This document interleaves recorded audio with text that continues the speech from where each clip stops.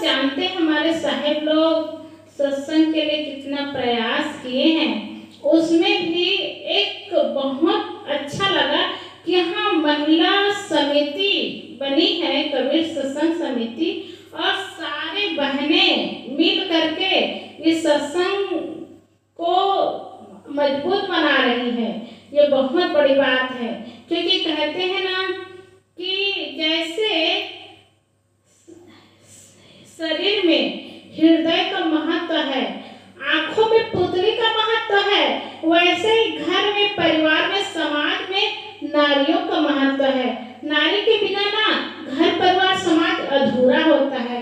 विचार करके देखें, जैसे यहाँ हमारे साहेब लोग, दोनों साहेब तो खूब मेहनत करते हैं, सबसे सहयोग भी लेते हैं और जा करके निमंत्रण देते हैं, बहुत मेहनत करते हैं। लेकिन यहाँ की बात मैं बताऊं, सब कार्यक्रम हुआ ना शुरू दिन, तो मैं कही दीदी को कल है, चलो दीदी सत्संग सुनने जाएंगे।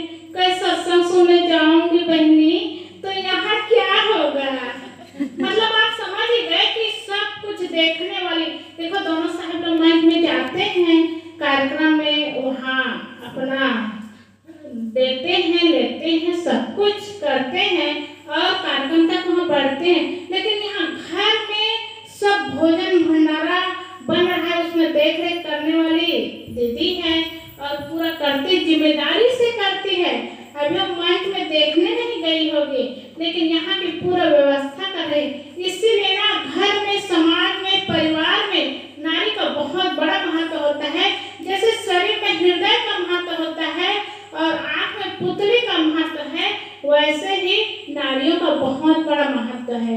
इसलिए हम बहनों को चाहिए कि घर को, परिवार को, समाज को आगे बढ़ाना है तो खुद अच्छा जीवन जिए, संस्कारित जीवन जिए। क्योंकि कई बहनों के गोदी में बच्चे हैं, तो आप सिर्फ बच्चा मत समझिए, आपके गोदी में बच्चा है ना, तो आपका सिर्फ बच्चा नहीं, आपका घर का भविष्य है।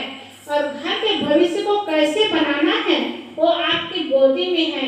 इसलिए घर के भविष्य को जैसे बनाएंगे वो आपके हाथ में है, आपकी जिम्मेदारी है।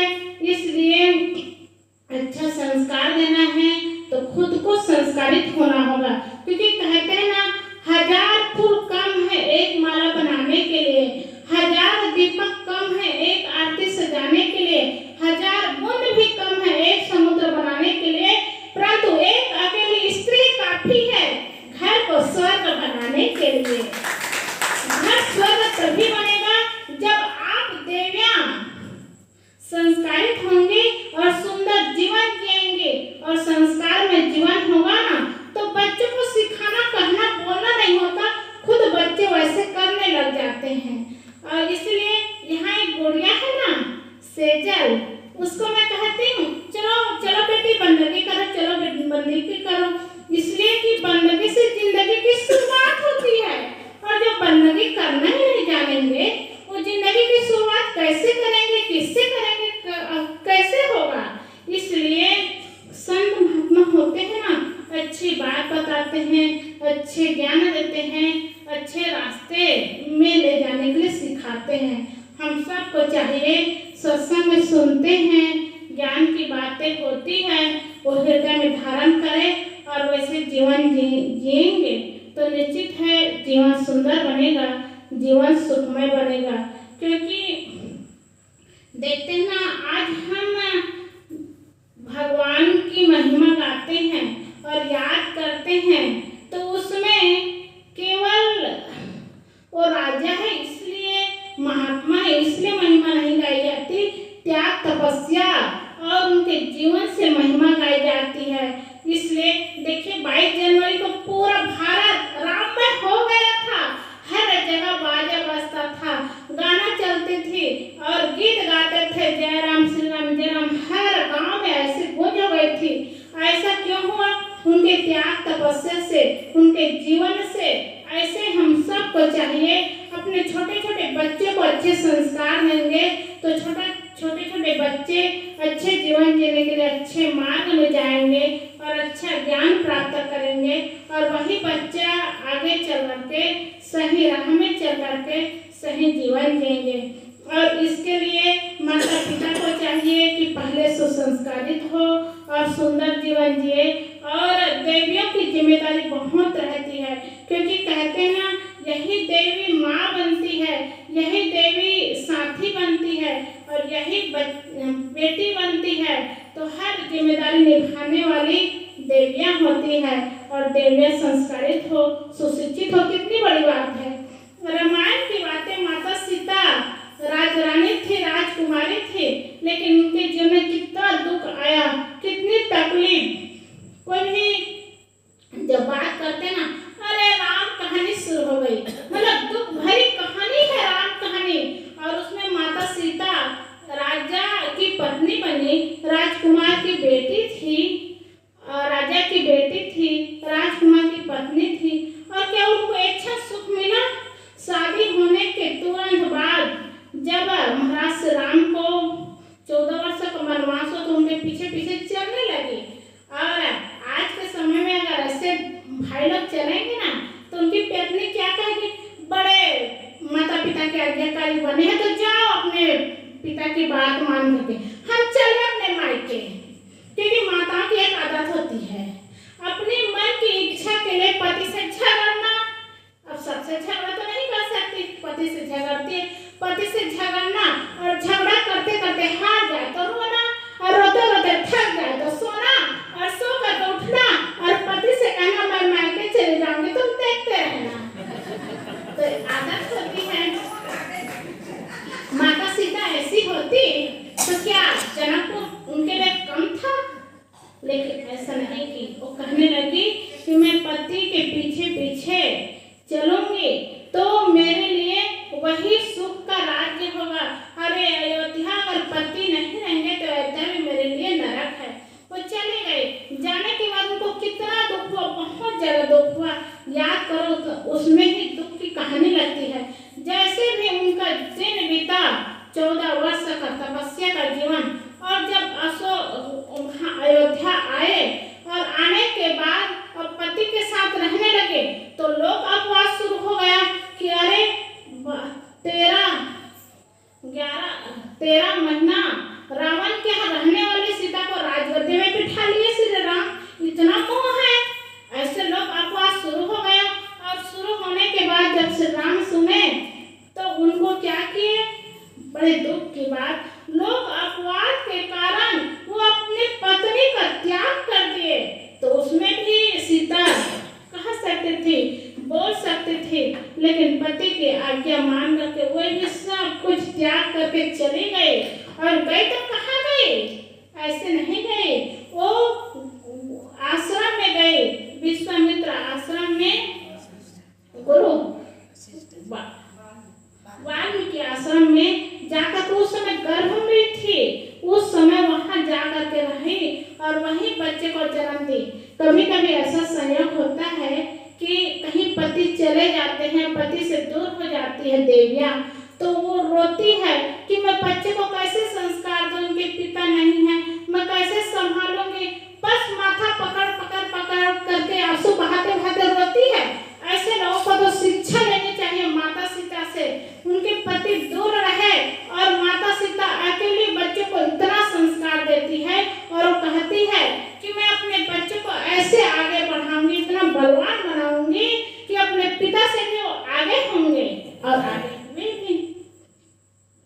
और इतना सब कुछ होने के बाद जब उनके बच्चे लोग कुछ बड़े हो गए और फिर उनको अयोध्या आना हुआ सज्जनों, और अयोध्या आना हुआ माताओं, आने के बाद श्री राम की समस्या रही, उनकी भी समाज राजा थे और प्रजा में जो बात थी, फिर वही बात होगी करके फिर कहे कि अगर सीता यहाँ आकर के प्रमाण दे देंगे तो मैं इनको गद्दी में बिठा लूंगा, रख लूंगा।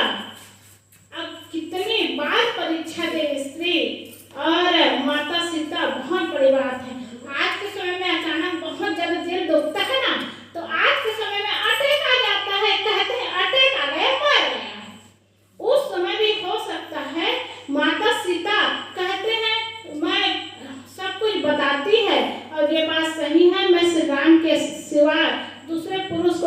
भी नहीं और ये बात सही है तो धरती फट जाए, तो धरती फटती धरती माता आती है और उसको गोद में लेती है। ये क्या है?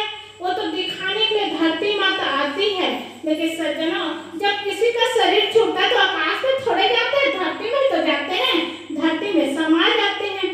हो सकता है माता सीता का भी ऐसा समय आया होगा, वो भी धरती में समा गई और शरीर छूट गया। इतनी दुख भरी जिंदगी और कहानी, लेकिन आज ऐसे माता सीता की जगह जगह पूजा कर रहे हैं।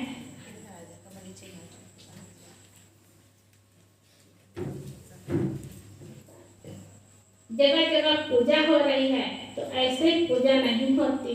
दुख और तपस्या और तकलीफ सा करके पूजा होती है। इसलिए माताओं के जीवन में कभी दुख आए ना, कभी तकलीफ आए, तो दुख और तकलीफ आए तो सबसे पहले माता सीता को याद कर ले। क्या माता सीता जैसे हम लोग को थोड़े बार आ जाना पड़ रहा है? हम लोग को ऐसे दुख थोड़े सहना पड़ रहा है? इतना ही याद करेंगे ना माताओं, तो कभी आपके जीवन में दुख एहसास नहीं होगा, बिल्कुल छोटा लगेगा। अरे माता सीता को इतना दुख सहना पड़ा और इतना दुख भोगना पड़ा, हमारे दिल में तो छोटी सी बात है। और ऐसे कर करके अपने मन को मजबूत बनाएंगे तो निश्चित है मन मजबूत बनेगा। तो मैं बता रही थी कि देवियां अगर मजबूत हो जाए तो निश्चित है घर परिवार सुंदर बनता है। क्योंकि कहते हैं ना, नारी तू नारायणी कर अपनी पहचान, पीर पैगंबर ऋषि मुनि तेरी गोदी से हुए महान। जितने देश में देवता कहे जाते हैं सब नारी के गोदी से तो महान हुए हैं। भगवान राम, भगवान कृष्ण सब नाम आता है तो माताओं के गोद से तो आए हैं। यहाँ इस आश्रम के बड़े बड़े साहब है ना, मथुरेश साहब, हरेंद्र साहब जी, कहाँ आकाश से टपक करके आए हैं, माता के गर्भ से तो आए हैं दोनों। और देखो कितने बड़े संत हो गए। इस गांव को जगाने के लिए, इस गांव को पवित्र सुंदर निर्मल बनाने के लिए तन मन धन से लगे हुए हैं। तो ऐसे देवता भी माँ के गर्भ से आए हैं। इसीलिए कहते हैं नारी तू नारायणी। साहेब चाहिए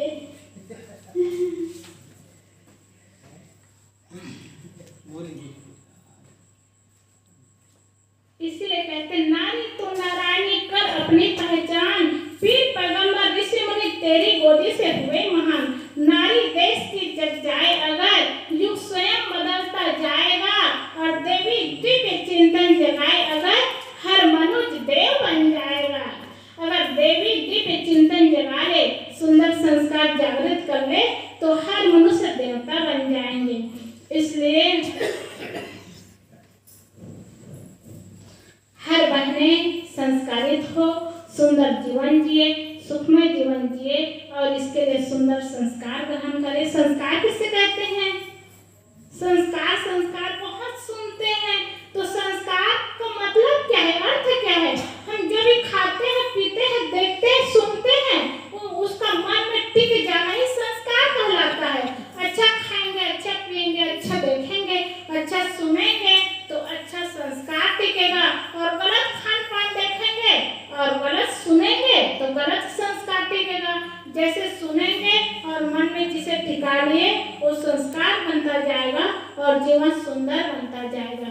इसलिए जीवन को सुंदर बनाना है, संस्कारित बनाना है, तो देवियों को चाहिए कि अपने जीवन को सुंदर बनाएं और संस्कारित बनाएं।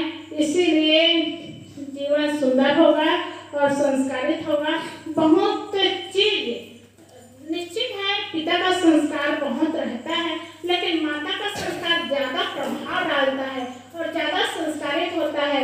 इसलिए माताओं, हम अपने जीवन को संस्कारित करेंगे तो निश्चित है आने वाला पीढ़ी संस्कारित होगा और घर का भविष्य संस्कारित होगा।